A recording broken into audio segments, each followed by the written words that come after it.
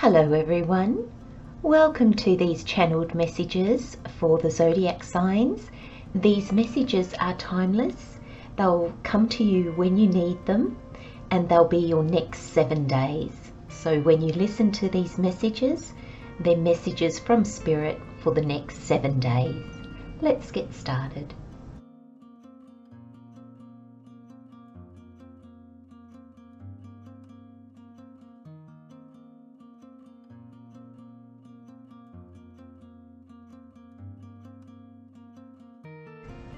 Okay, Virgo, so we have the overall energy is turtle spirit with slow and steady wins the race. We have how this is playing out in your life, where this is playing out in your life, what aspect of yourself this is playing out in with perfectionism. We have the additional messages with the tarot. We have the King of Wands, the Nine of Swords, and the Queen of Cups. Now I'm going to start with the tarot. You've got, I want you to look at the positioning of the cards. You've got the King of Wands looking away from the Nine of Swords, and you've got the Queen of Cups looking at the Nine of Swords. And I feel that this energy is together, and this energy is what is causing this energy. So, what I mean by that, Virgo, the King of Wands is holding the Ace of Wands. The Ace of Wands is a gift from the universe that is to do with your calling, your purpose, your desires, your passions, what fires you up. It's like the Wands is fire. It's the fire signs, and it embodies your soul. So the Wands kind of a link to where your soul is guiding you. So this reading is about your passions.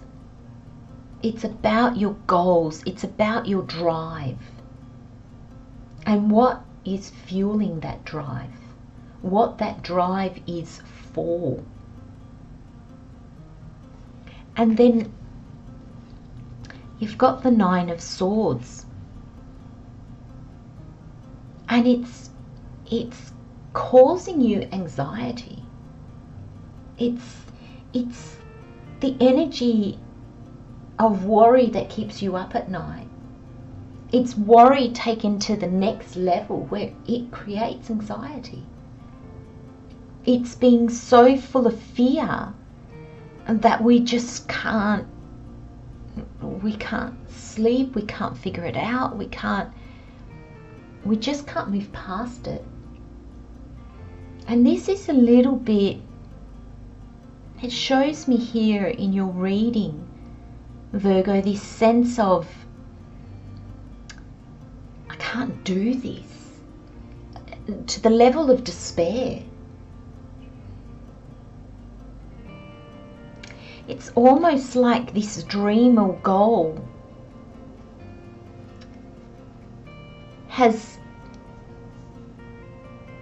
kind of taken you to a place where you're just freaking out. You've lost the excitement.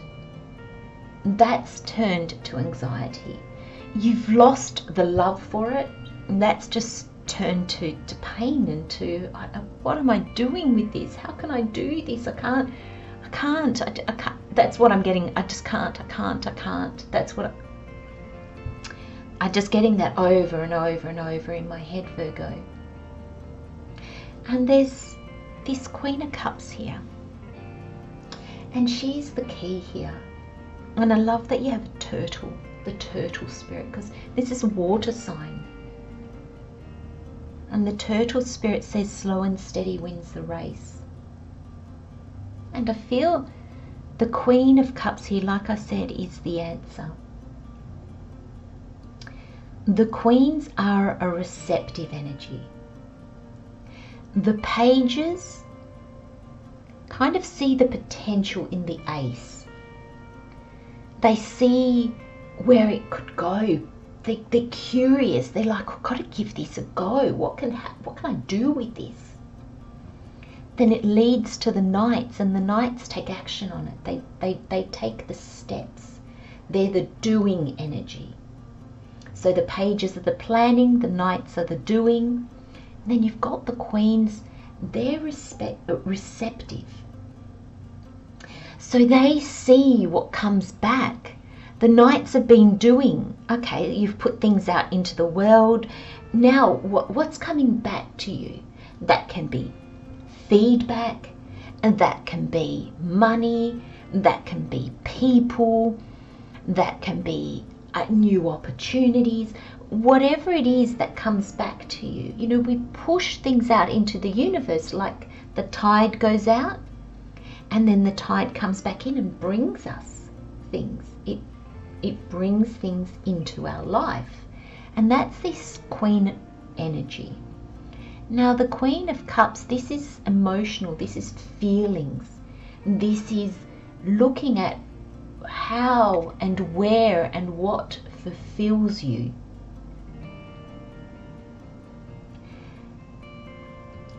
And I feel that's what you've lost.